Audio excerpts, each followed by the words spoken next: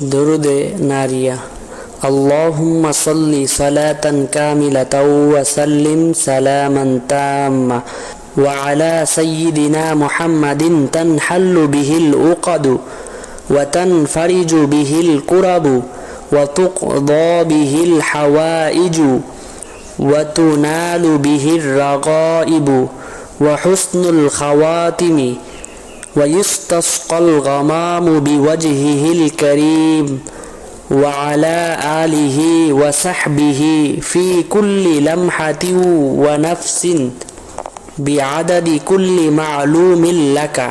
ফজিলত হলো, কুরতুবী রাহমাতুল্লাহি আলাইহি বলেন, যে ব্যক্তি প্রত্যহ উক্ত দরুদ 41 বার কিংবা 100 বার বা এর চাইতে বেশি পরিমাণে পড়বে, আল্লাহ পাক তাকে সর্বপ্রকার পেরেশানি ও বিপদ মুসিবত থেকে মুক্তি দিবেন এবং তার সকল কাজকর্ম সহজ করে দিবেন এবং তাকে সচ্ছলতা দান করবেন, কল্যাণ ও নেকির দুয়ার উন্মোচন করে দিবেন, সাময়িক বিপদ আপদ দুর্ঘটনা এবং ক্ষুধা দারিদ্র থেকে নিরাপদ থাকবেন এবং মানুষের অন্তরে তার ভালোবাসা দান করবেন।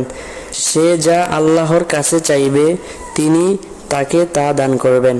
শায়েখ মুহাম্মদ তুনুসি রহমাতুল্লাহি আলাইহি বলেন, উক্ত দরুদ প্রত্যহ 11 বার পাঠ করার দরুন যেন আসমান থেকে রিজিক নেমে আসে আর জমিন থেকে রিজিক উৎপন্ন হয়।